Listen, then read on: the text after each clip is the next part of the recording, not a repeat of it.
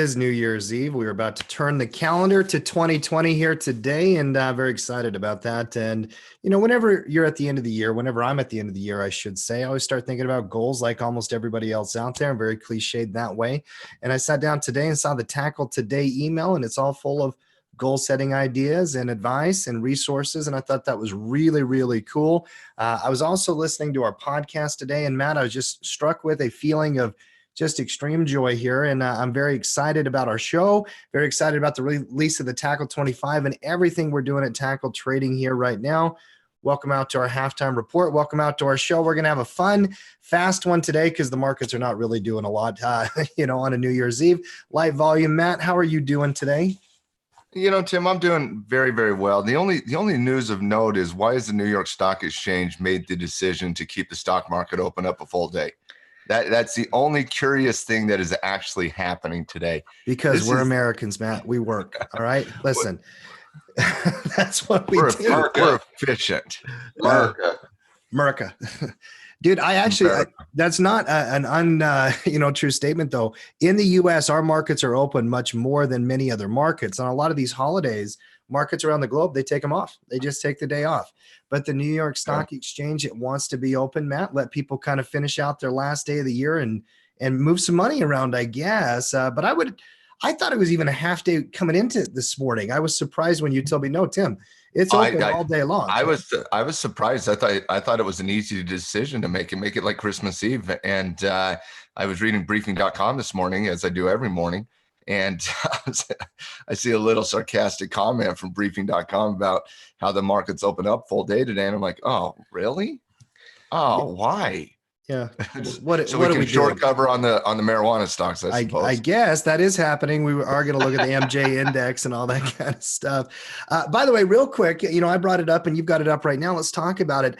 I really love our Tackle Today blog. I know that Coach Mark and Coach Christian and some other guest writers come in and, kind of put that together every day. And Coach Jessica, actually, over in our marketing department, graphic design, she was the one who wrote today's message, Matt. And I got to tell you, I really enjoyed it. I am a nerd for this kind of stuff, goal setting, mindset, all that kind of thing. Kind of explain what you were looking at right here.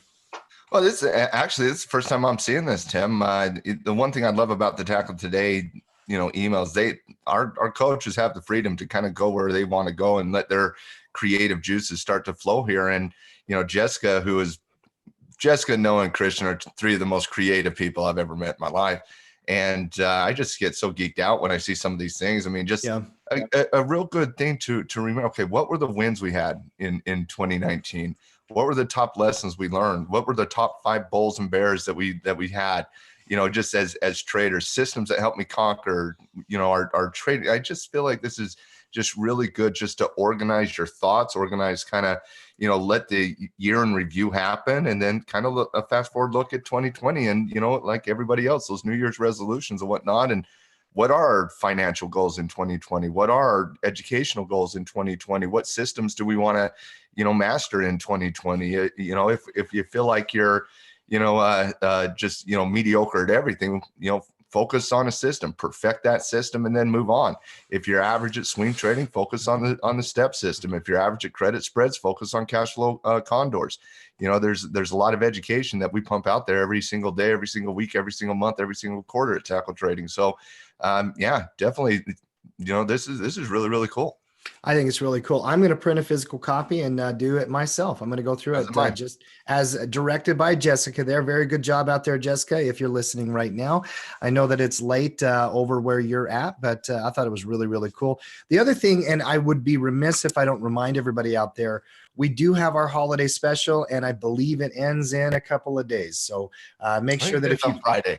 I think it ends this week sometime, probably Friday, the 3rd. I believe we did that right. Yeah, Friday. Yeah. And so you've got this week to take advantage of the annual and the discount on the systems. It's on the store on Tackle Trading. Just go check it out. As of right now, the step system is included in those annual packages, those pro memberships. And after we get done with the holiday push, the step system will become a paid system. Yeah, that's right.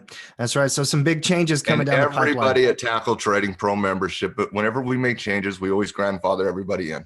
Yep, that's right. Let's talk about markets, Matt. Yesterday, we had a very fun, energetic, just an enjoyable podcast. I enjoyed being there. I know that we released it last night, Trading Justice episode 354. We went through our predictions for 2020. And like we do every year, Coach Gino, Coach Noah, yourself, myself, we all kind of get together and we pontificate and we project what we think is going to happen in the market. Kind of as we go through the markets a little bit here today and look at the charts, I do want to talk about some of those predictions. If you've not grabbed the podcast, make sure you download it and listen to it today or tomorrow. I enjoyed it. Matt, just talk about that podcast for a minute because I thought it's one of the more enjoyable ones we do on a yearly basis. And we've been doing it since I believe 2014, really kind of predicting the 2015 market. And, we do it just to have some fun, just to put our predictions out there. And at the end of the year, we give Bernankes, we give Volkers. And this year we had an interesting bet. The person with the most Bernankes this year, 2020, they have to grow a beard out for the entire first 3 weeks of January 2021. Okay. Mm-hmm. And then they have to shave the beard and leave the mustache for the last week of 2021 of January. And they have to show up at the halftime report every single day with that mustache. And so we had a little fun with it, but we predicted, in segment one, we predicted, what's going to happen in the stock market as, S&P 500. And, then we kind of got into what sectors we felt were the best and what sectors we felt was going to underperform. I think, and I made a comment, I think everybody agreed with it, that, you never know what's going to happen on any given 1 year.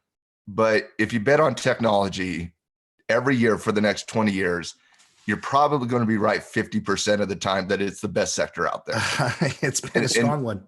And every there might be that 1 year where it comes down 40%, right? Or 50% or whatever the case might be. But it's just technology is so important in every aspect of our lives. Communications was kind of the second sector that we looked at. And Tim, you had a real strong opinion, probably more so than me and Noah and Gino, but you had a really strong opinion on communications. You felt like it was going to be one of the better sectors coming into 2021. Oh, excuse me, I'm already thinking 2021, 2020. What was it about this sector that just you like so much? There's several things. Number one, first off, just the nature of the storylines I expect this year, right? And the other thing is we're on YouTube right now. I mean, we're using a Google product right now. We're on Facebook all the time. We're on social media. The number one downloaded app next year that we all projected was going to be TikTok. The way that people behave in 2020, I mean, guys, we're all using communication devices and products and systems all the time. And then even like the cell phone companies, Matt, pushing out 5G and people are going to. Yeah, we talked about the race to 5G and how, the 5G networks. I mean, think about 5G for a second. We kind of there's been a lot of R&D on 5G for the last 3-4 years by a lot of companies out there. All the semiconductor companies like Apple utilizing it, Verizon, AT&T, so on and so forth. And they all kind of tested out different markets this year. But in 2020, it's widely expected to have 5G really kind of roll out. And, coming out next October will most likely be the new iPhone. Right. And the new iPhone is supposed to have 5G. And so it's just this is one of those sectors that 5G is going to dominate. But it's not just that. It's the social media companies that are just becoming so ingrained in our daily lives. And it's the internet providers and the cell phone providers and the entertainment companies. And I mean, just brands that everybody, outside of Facebook, but most people rather enjoy. Right.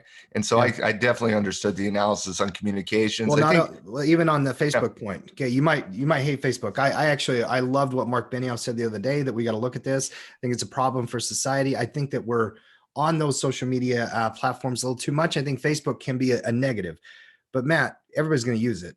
It's a political election this year. Especially this year. Politics and Facebook, are you kidding me? They go hand in hand. And with XLC, Facebook is 19% of the index. Google's 22% of the index. And another big one, Netflix. So the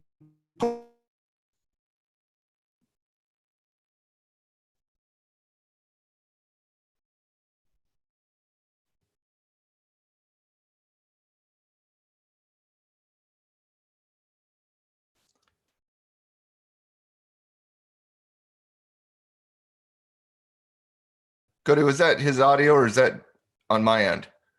You're on mute, Cody. Yeah, that was on my side. I think that was Tim's.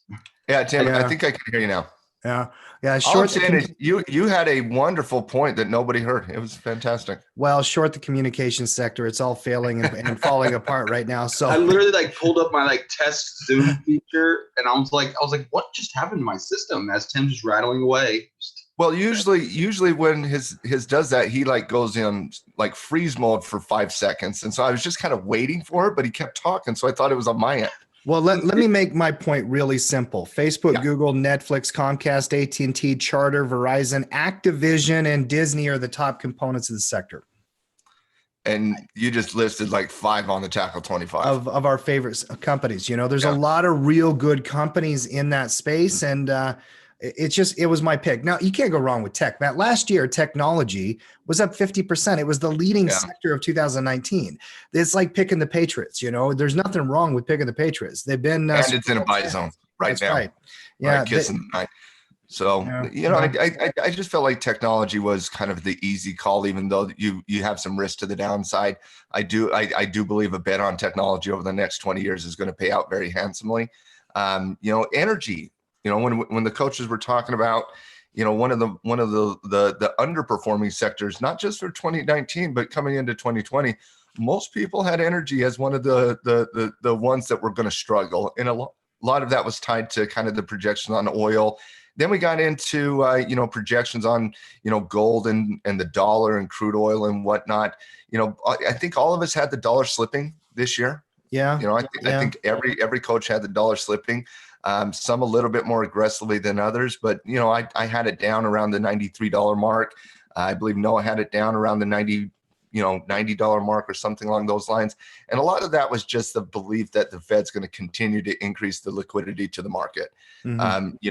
And it's not necessarily through interest rate policies, because I actually predicted that, we weren't going to get an interest rate decrease in 2020, and that Fed was going to stand pat on that.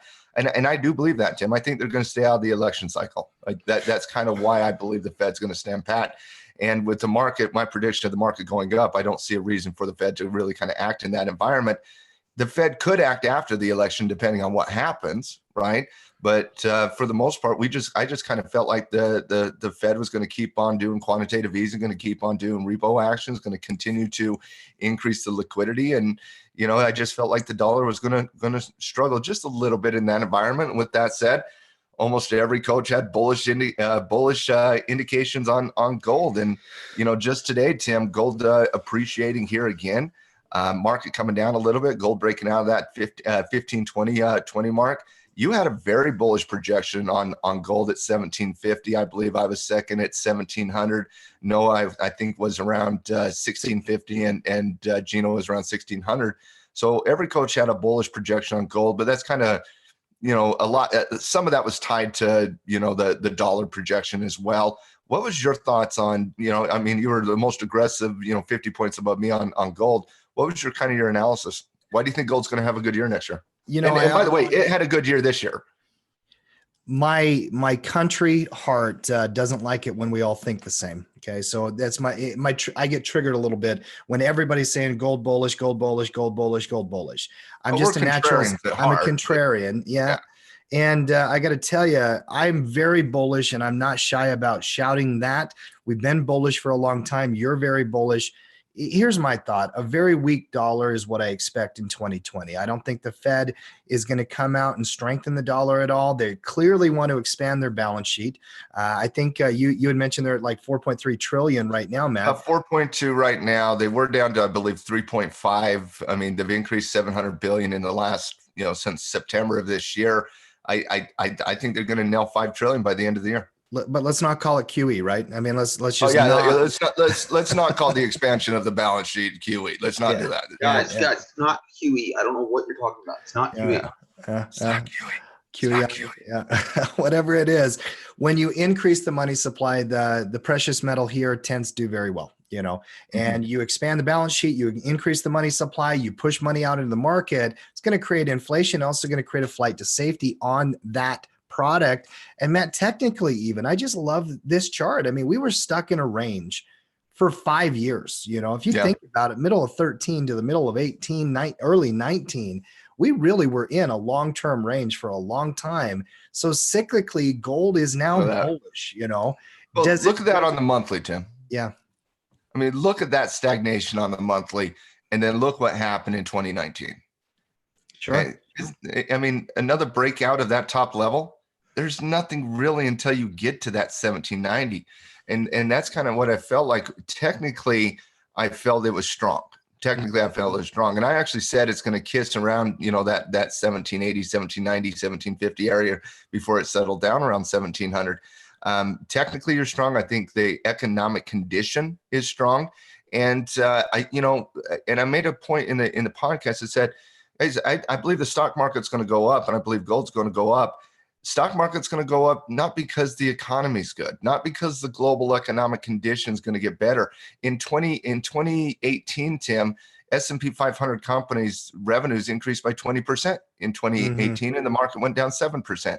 2019, we literally had zero growth in EPS numbers and revenue numbers, and yet the market went up 29%. The best performing stock market in the world this year was Greece. Greece. And you can't tell me the economic condition of Greece is fabulous.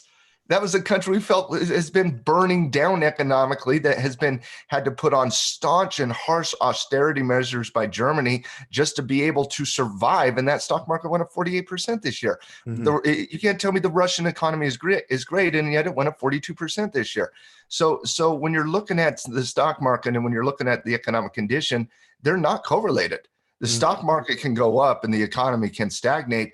And so I see the slowing growth environment around the world still being a major storyline coming into 2020. I don't believe that they've improved the situation in 2019. I think we stagnated for the most part. And so I felt like gold, the stock market's going to go up because increasing money supply and low interest rate environment, and gold's going to go up for the same reasons. Welcome out here, Halftime Crew, as always. Great to have you on New Year's Eve, and Happy New Year in advance to everybody out there. We're talking about predictions for next year because we put out our podcast, episode 354, on the Trading Justice podcast just last night. And if you've not downloaded or listened to that yet, go get all of the analysis. And we're kind of breaking all that down. Gold, we were all bullish on. We had some mixed answers on crude oil, though, Matt. We did. And some of us thought crude was going to, kind of maybe take a pullback. Slight at that. Others thought it was going to rally and maybe then take a pullback. What was your analysis on crude oil? Let's start with that. I believe that the supply problem is not the supply side is going to win the argument in 2020. I believe we're going to continue to pump out oil at record numbers, and the demand is not going to catch up to it. It's as simple as that. And what I said was, it's going to, for oil to continue to see the price appreciation, you're going to have to see the continuation of OPEC oil cuts, right? Production cuts. And for that to occur, you have to have Russia to be on board. And if there's one thing that Mark and I will agree on nonstop, it's that as oil gets above $60 a barrel, Russia's going to open up those barrels, and they're going to start increasing the supply, even if they say they won't. So I just felt like, OPEC's going to have a hard time cutting as much as they need to cut to kind of maintain pace with the decreasing global demand. And not only that, but when you look at the projections for the next 5 years, for the next 10 years, we won't be using as much oil and oil related products in 5 to 10 years from now as we will this year. And that comes from OPEC. So, it's just, for me, it was just a supply versus demand argument. And when I see the global slowdown being real across the world, we just have less consumption in oil related situations. And so I felt like supply was going to outpace demand is basically, and I had the projection, I think I pegged it around 55 by the end of the year, right? Yeah. I do think it tests 50 though. And I called for 52, and a lot of that is just the low end of the range. And I think I was just going for a different answer than you. I was in that 52, 55 range mostly. I think all three of us, me, you, and Noah, were both going to say 55, but because I went first, I just got to pick it. That's right. Gino, though, and Gino's been. Gino had it at 70. He had it up at 70. So there was some difference in opinion on where the market was going to go on crude oil prices. Well, and Gino's very good at oil. Oh, yeah, absolutely. He is a very good analyst when it comes to oil. So, the one thing I always love, I don't care about the numbers we throw out. The numbers we just kind of, throw out so Mark can have Bernankes and Volkers at the end of the year. What I really loved about the conversation yesterday was the analysis. the conversations, the discussions, the debate. That's what I loved about that. Just really kind of hearing your thoughts and Noah's thoughts and Gino's thoughts. Just kind of helps my own analysis out. Right. The more we listen and talk with other traders who we respect and understand the markets, the better we're going to be. And I just absolutely love the conversation. What was your in segment 3? We did Mark's favorite moment, because Mark's like, I don't care what you guys think about the stock market. I'm a bottom feed. But he does care about those pop culture ones, the sports ones, the political ones. What was your favorite one of that one? Well, before I answer that, though, I was listening back this morning, and I don't think he agreed with my logic on small cap stocks. No, he did not. He did not. And he very politely kind of let it go. But he's like, "Oh, so you've got the market doing this, but the Russell out." So you got the market doing 2 to 3%, but the small's going to go up 8%. It's always funny when. Tim. Okay, Tim. Yeah, good luck with that. Big gulps, eh? Well, see you later. That's right. Yeah. The funniest is when we were coming out of the second live read, and Noah says, "Hey, Mark, can I chime in and share my thoughts?" And Coach Noah gave just a beautiful message, right? Yeah. And then Mark says, "And about that porn star mustache." I'm just like, okay, all right. Great timing on that one, Chucky.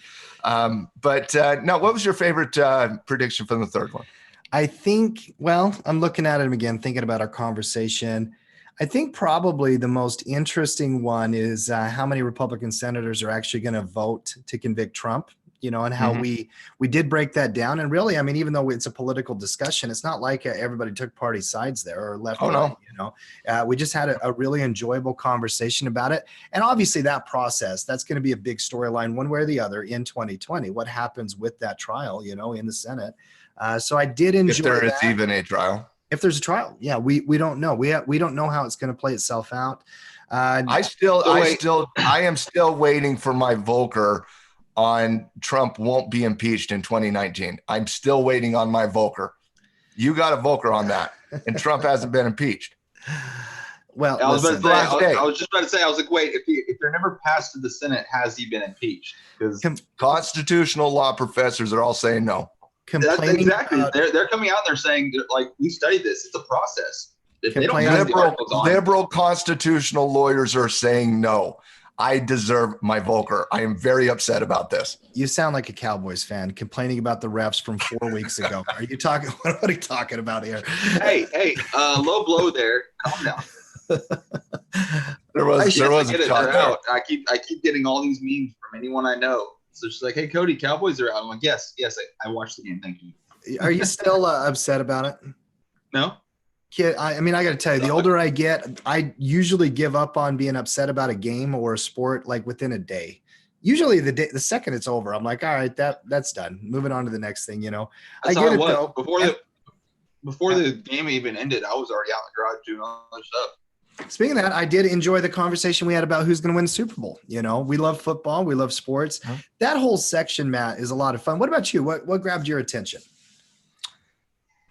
Mark putting in, will he be engaged in 2020? Dude. That was an interesting one. OCD much? I mean, he's either. Would Mark get engaged just to be right? Just to prove a point?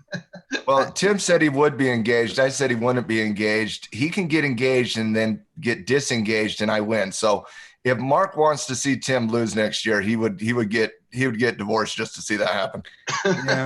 Yeah. I don't know. The whole thing, obviously, Mark is definitely up for winning, but he's not a part of the game. So if he was up for Volkers, he might do that just to prove a point, Cody. But I think probably not. He'll probably not do it just so that I don't get a Volker, Matt. He tends to like to rig those games against me, I feel. Oh, I still feel that. Whatever. So stupid. Hey, Tim, you're starting to sound like a Cowboys fan. That's true. At least you know it now. Hey, just acknowledged it. All right. I like it. They love me.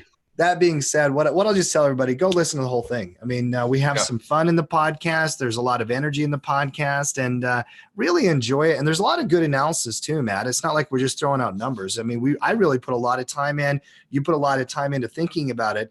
And here's the disclaimer. I'm willing to change my mind. I gave it a solid 30 minutes. I'm willing to change my mind on Thursday. So the reality is Listen, trading. I don't care if I'm right by the end of the year. I just want to be right next week. I don't need to be right. I just want to make money, Yeah. So even if the markets change, I'll change with it. That's trading mindset 101. You got to do it. Let's do a quick, just run through the charts on the market and kind of talk about it, Matt. S&P down, NASDAQ, Russell. I don't see anything of note to update. You got a doji on the 9 EMA. You've got a holiday tomorrow. Light volume, anything to add to that? No, I mean, light volume, but I mean, if you're waiting for a little bit of a snapback pullback coming into the 9 EMA, I mean, this is what you were waiting for. I mean, it's slowing its momentum, narrow body candle sitting at a minor level of support. Obviously we've had reduction in the volume during this. And so if you get an upward movement on price on Thursday, that could be a trigger for some of those high base breakouts, some of those retracements. So I don't think you're really kind of putting on triggers in front of New Year's, but I do think what we're seeing in the market today is kind of leading to some bullish behavior on coming into the opening of the year. And I'll just remind everybody, there is an 80% probability of however January goes, the market has a tendency to follow. Yeah, January barometer is definitely a real, and it's correlated, Cody. It's not causal, but it's definitely correlated. Give me a look at XLY real quick, man. I just want to bring up one report that did come out today on consumer confidence. Discretionary stocks obviously have an impact on consumer confidence. You were very bullish on your projections on the market. I think one thing that might end up being very important to that is if the consumer continues to spend the way they have. And it just matters if they run out of debt, though. Yeah. Because they're not spending their money, they're spending debt. But money's so cheap. I mean, interest rates are so low and banks are giving it away. It's the consumer actually it's not came like in the today. Consumer is using credit to buy Apple stock. That's true. That's true. Right. Yeah. Do you think if the consumer stays strong next year, that's probably a good indicator that stock market's going to stay bullish? I do. And consumer confidence numbers dipped against the average, but it's been strong all year long. I mean, one of the most unreported stories of the year, in my opinion, is how strong that consumer confidence number remained, even in the face of some, negative economic numbers, right? Mm-hmm. And so I don't think there was a month this year where we saw consumer confidence numbers really give a disparaging number. Consumers have been very happy with the economy. I mean, the one thing Trump really pulls well on is the economy, and consumers are extremely happy about having a job and having, money to spend, and, and their 401ks going up and their IRAs going up. And, everybody seems pretty complacent and happy with, what the market and what has been doing from a labor perspective. So if consumers are going to remain confident, and consumers can lag the market, no doubt about it, but if they're going to remain confident in spending their money, 70% of GDP around in the US is based on consumers. So yeah, that's the consumer confidence number was positive all year long. Yeah, it was definitely a strong number most of the year. It did not hit expectations here this morning, but it was only off by 1 point. 126. It came in at 126 is a really good number still. Very, very strong reading. There's no doubt about it. Give me a peek quickly just at that dollar index. You had mentioned it. And quite frankly, the 90 call is not feeling that aggressive as this thing is just starting to drop. It's already down $2 just in the last, almost $2 in the last week or so, Matt. Mm-hmm. That bear pivot was real. We're now sitting close to 96. This is a major test for it, don't you think, from a big picture perspective? We're in a short-term downtrend, 96 support, though. Oh, I felt like once we broke 96, 96.60, 96 was a stone throw, and we're going to get there on Thursday, right? Yeah. So in terms of this, 96 is the next kind of barometer. And now when you're talking about the bearish breakdowns here, I always kind of like to take a peek at those weekly charts to kind of find where the strength is. And right there at 96, you got that pivot here that was on that support trend line. If that is broken, you're talking about 95 and 94 at that point, Tim. And when you're talking about the dollar, kind of those predictions, not only playing a role in my prediction on the dollar was technically you're starting to see some bearishness, and I expect some bearishness coming into the first quarter. Whether it recovers or not in the second half of the year and the last 3 quarters, that's a story that's going to play out in 2020. But I just felt like we're going to see some bearishness here, and I truly do believe that the Fed's lost their mind. I truly do believe that they have lost all economic reality about monetary policy, inflation, and what they're doing with the increasing debt cycle, what they're doing with the increasing money supply cycle. I mean, guys, it was only 12 years ago where the money supply was about 5 trillion. We're now at 14 trillion. It was only 12 years ago where we had $8 trillion of debt, and now we have $22 trillion of debt. And that's just on. It was only 10 years ago where the balance sheet was 800 billion, and now it's 4.2 trillion. So, I just feel like the Fed has completely lost economic reality of the situation. And a lot of that is due to kind of they're stuck in this, what they started 10 years ago. Mhm. And now if they stop doing it, and I've said this many times over the last 10 years, they're like a drug addict, right? They're like a drug addict. They just can't get off it. They can't get off it. And that when they were doing quantitative easing infinity and they started tapering, the joke was, yeah, it's because they're a drug addict and you got to wean them off the drug. And I just feel that like they're addicted to the free money, and they're addicted to low interest rates, and they're addicted to, stock market performance, and they've changed the goalposts. So, it's going to be a race to the bottom here. And if there's a race to the bottom, the dollar's going to show some weakness, because like Jay Powell said in his last testimony coming out, or in his last press conference after monetary policy, he said, we're the best at inflation. And he's not wrong. Mm-hmm. Mm-hmm. I think Venezuela would have something to say about that, though. Yeah, Well, I was going to say Venezuela, they got to the point where their money was just blowing in the street like leaves because no one wanted it. Oh, it's German mark, like, 1918. What was that old? Or 1923, I should say. Yeah, the Deutsche Mark. The reality is. What was the joke that Reagan made about the Soviets? He was like, if the Soviets had a barrel full of money go down the street, someone would dump the money out and steal your barrel. That's not untrue. That's probably still legit today, actually. That was a delayed laugh. I was waiting to hear the joke, and then I heard it. It was actually pretty funny. I agree. Dump the money out, steal the barrel. I do need a new barrel. Well, they can melt the barrel down. Yeah, there you go. By the way, quick look at palladium. It's a chart that we've talked about all year long, and I got to tell you, this is a flag breakout on the weekly, in my opinion, confirmation above 1900. Very, very strong candle here today, Matt. I know you got a pivot point up here. I understand why somebody would hesitate, because I've hesitated on so many signals on this product. Hey, what did I say a week ago? When I was not in the meeting and you guys ranked palladium, and I came in and I said I disagree with this, what did I say? You said what? You guys don't like pullbacks? Yeah. I said you guys have been waiting for a pullback for the last month in palladium because you missed the last one, and now you're cowards.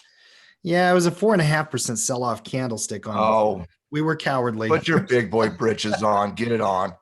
I get it. But I'll tell you, I mean, gold, if you've been waiting for that break above 1520 on gold, it is happening here today on some light volume, and last trading day of the year. It's not a signal I'm adding new positions to, because I'm already long gold in different forms, different fashions, Matt. But it's strong. It's strong right now. I don't know what new signal a trader would want to see. Maybe a pullback retest, something like that.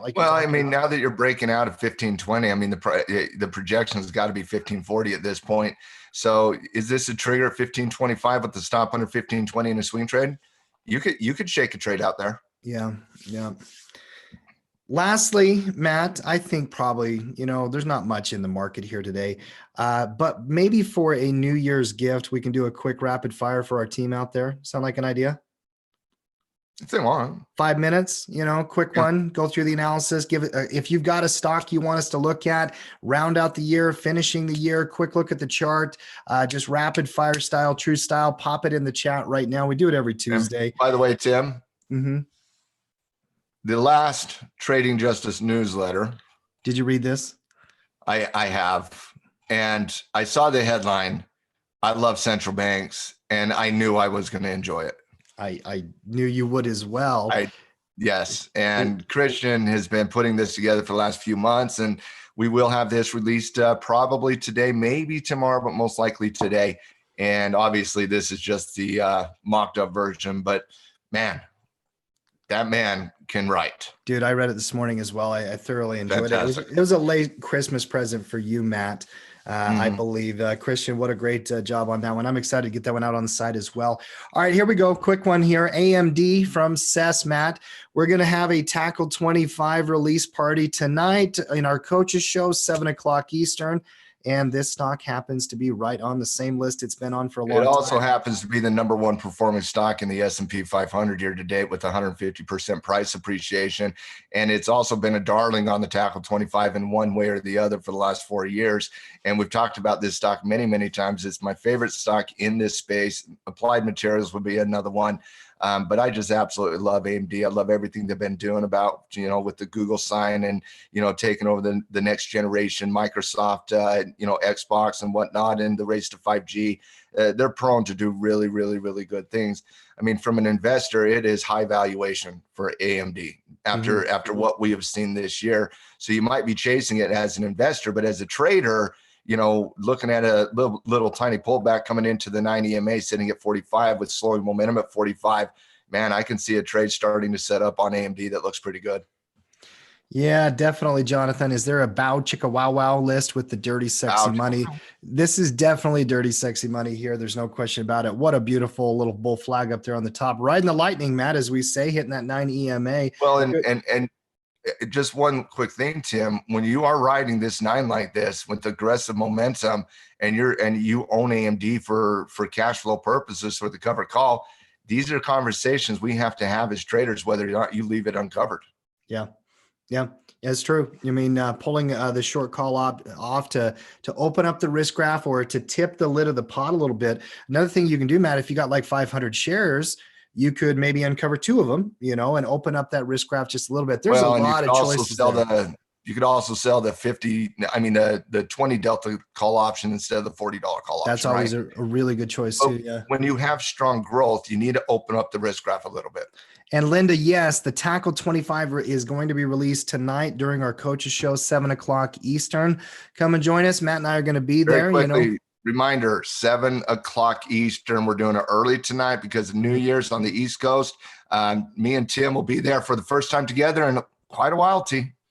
I can't even remember the last time, to be honest. I haven't done a coaches show this year. Yeah. I am doing literally one coaches show a year, and it's the last one of the year.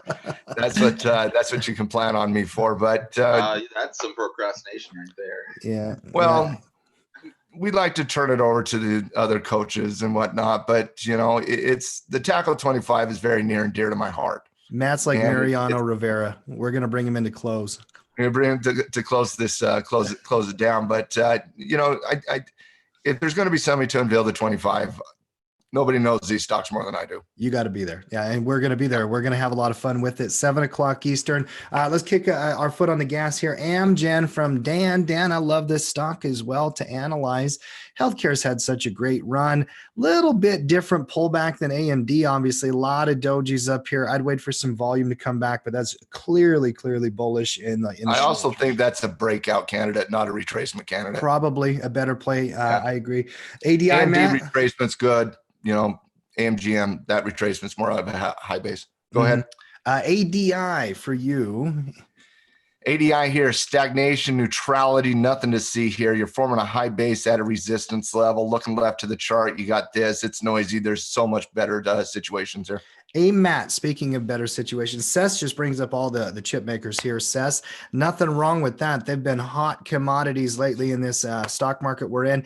Looks like a breakout candidate to me, Matt. Gap out on earnings, pullback fill. Now we're kind of settling into a range. What a great 2019 for AMAT.